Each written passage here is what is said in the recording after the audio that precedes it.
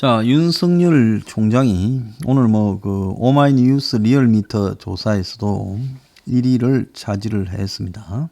그래서 아마 정권에 의해서 여러 차례 탄압을 받는 모습을 보이다 보니까 본인의 지지도가 보수층의 이 대부분의 지지를 흡수해서 오차 범위 밖에 단독 첫 1위를 했다. 윤석열 23.9, 이낙연, 이재명 둘 다 18.2로 동률을 기록했습니다. 그러니까 오차 범위가 플러스 마이너스 2.2니까 4.4% 밖을 기록했다. 이런 이야기입니다. 반면 한국사회연구소의 조사에서는 이재명이 23.4로 1위, 이낙연이 16.8로 2위, 윤석열이 15%로 3위를 차지하고 있는 걸로 나오고 있습니다. 여권 내에서는 윤석열을 탄핵하자라고 김두관이 앞장서서 주장을 하고 있습니다.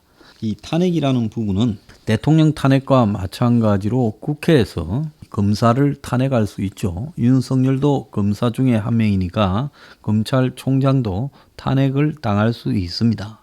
문제는 국회에서 탄핵을 했을 때 물론 탄핵을 시킬 수는 있습니다만은 법원의 결정에 대해서 국회가 탄핵으로서 맞설 때 지금 현재 코로나 확산과 경제 붕괴 등 여러 가지 여건에 좋지 않은데 탄핵을 밀어붙이는 것이 여건으로서는 가능할 것이냐? 저는 못할 거라고 보고 있습니다.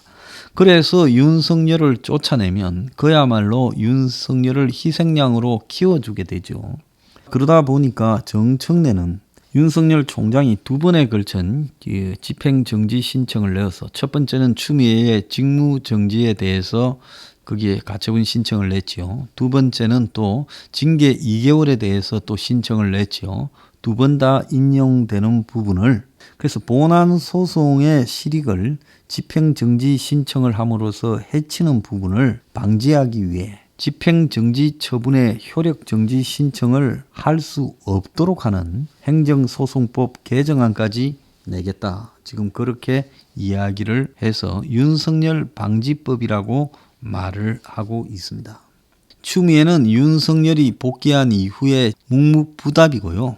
또 검찰은 1,500쪽의 증거 기록을 법원에 내고도 윤석열 집행정지 가처분 신청을 이기지 못했다. 라는 부분에서 그야말로 전공법으로 싸운 부분에서 법무부가 징계 사유를 소명을 제대로 못했다라는 완패를 했다. 이렇게 이야기까지 나오고 있습니다. 자, 추미애가 단 한마디 한 게 뭐라고 했는가 하면 그날이 쉽게 오지 않음을 알았어도 또한 그날이 꼭 와야 한다는 것을 적실히 깨달았다. 그래서 검찰 개혁 의지를 피력한 거 아니냐 이런 이야기까지 나오는데요. 문가리가 내달 10일쯤에 인사를 해서 노영민 비서실장, 김상조 청와대 정책실장 그리고 추미애 법무장관을 다 교체할 거라고 이야기도 나오고 있습니다. 그래서 추미애의 교체는 거의 기정사실화 되어 가고 있다 이렇게 봐야 되고요. 이제 처지가 바뀐 윤석열이가 이용구의 검주 폭행 부분에 대해서 경찰이 수사 종결을 한 부분을 수사를 하겠다. 이 사건의 검찰 내부에서 다루어졌던 라인은 다 이종구가 과거에 법무부에 있을 때 인맥이라는 겁니다. 이종구가 지 가까운 사람들로 하여금 지가 택시기사 폭행한 부분에 대해서 수사토록 해서 종결한 사건을 별도로 다시 윤석열이 지휘하는 검찰에서 하겠다. 이런 이야기까지 나오고 있고요. 문가리는 지난 크리스마스 날 25일 윤석열 이 복귀 부분에 대해 자기가 징계 2개월을 해놓고 법원의 판단으로 징계가 무효가 되고 윤석열이 복귀한 부분에 대해 결과적으로 국민들께 불평과 혼란을 초래하게 된 데 대해 인사권자로서 사과한다고 청와대 대변인을 통해 법원의 결정을 존중한다며 입장을 밝혔습니다. 대통령이 하루 만에 사과를 했는데 이 사과가 대통령 자신의 입도 아니고 대변인 이름을 통해서 이렇게 나가는 부분 윤이 굉장히 기분 나빴지만 지지율이 폭락하는 상황에서 그걸 막기 위해서 일단은 빨리 사과를 발표함으로써 윤석열 문제에서 지금 빠져나오려고 틀어버리려고 했다. 조기 차단이 목표였다라고 보이는데요. 사과를 하면서도 구체적으로 하지 않았고 그냥 두루뭉실하게 포괄적 사과를 했는데 윤 총장에게도 성찰을 요구를 했습니다. 법원의 판단에 유념해 검찰도 공정하고 절제된 검찰권 행사에 대해 성찰하는 계기가 되기를 기대한다. 특히 범죄 정보 외에 개인정보를 수집하거나 사찰한다는 논란이 더 이상 일어나지 않도록 하기 바란다. 이랬습니다.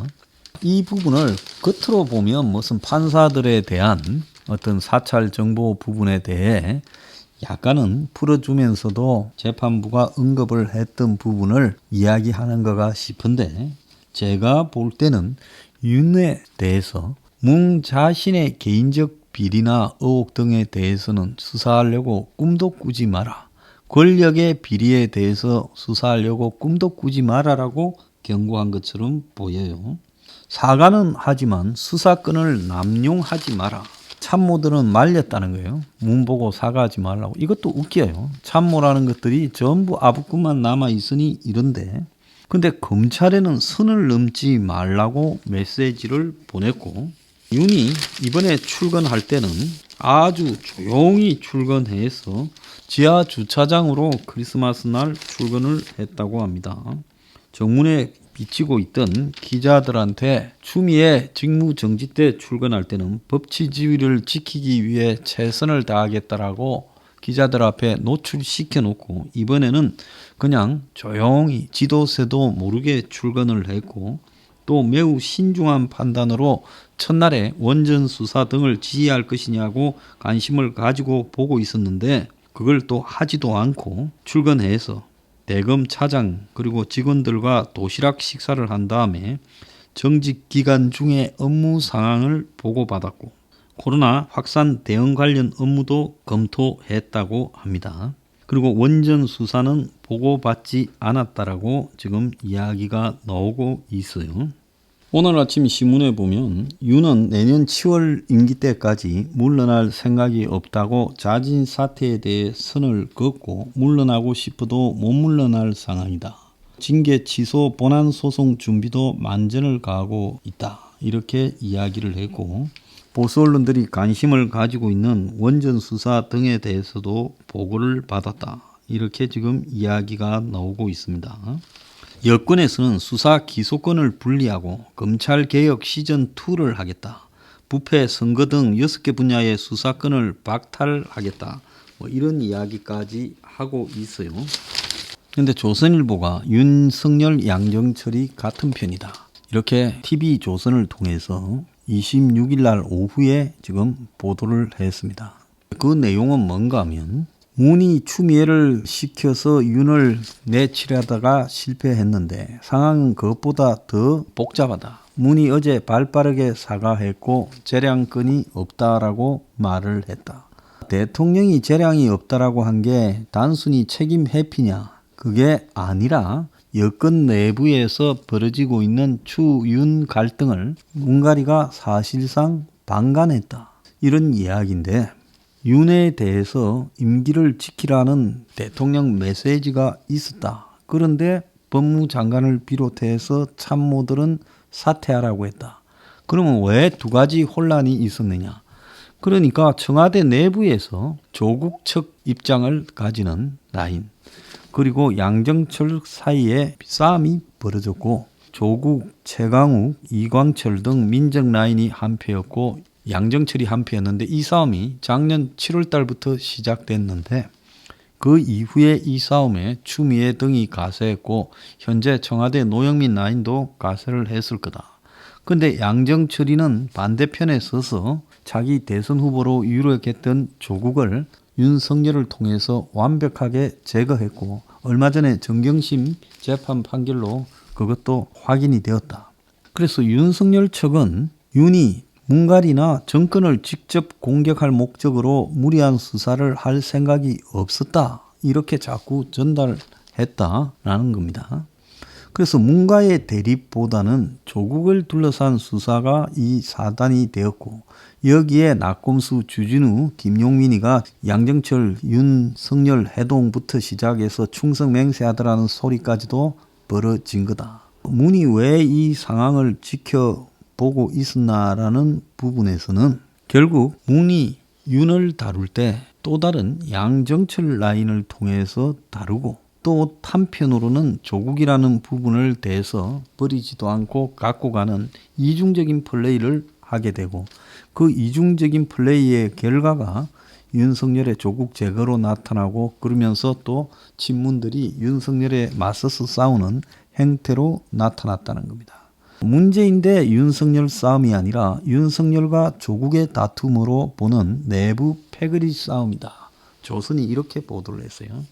조선이 이렇게 보도한 거는 제가 누차 이런 성격의 싸움이라고 이야기를 했는데, 조선은 보수 진영을 윤석열을 지지하는 쪽으로 몰아가는 쪽으로 줄을 서 있다가 최근에 윤석열을 확실하게 충성 맹세를 보수 진영에 대해서 받지 않고 내버려 둔 채 윤이 계속 1등으로 가게 되는 부분은 나중에 윤이 죽 서서 남주는 꼴로 다른 정치 행보를 했을 때 당할 수가 있다. 이렇게 보고 이제 견제에 나선 게 아닌가 이렇게 보입니다. 반면 중앙은 어떤 모종의 관계가 있어서 지속적으로 윤석열을 옹호하는 포지션을 취하고 있어요. 보수 언론 내부에 이렇게 달라지는 포지션도 눈여겨볼 필요가 있다고 봅니다. 조선이 몰라서 지금까지 침묵한 게 아니라 지금까지는 알고 있으면서 그냥 오다가 새삼스럽게 내부 분란의 문제다. 윤석열은 문을 벗어나지 못한다는 보도를 조선이 보도한 시점이 매우 의미심장합니다.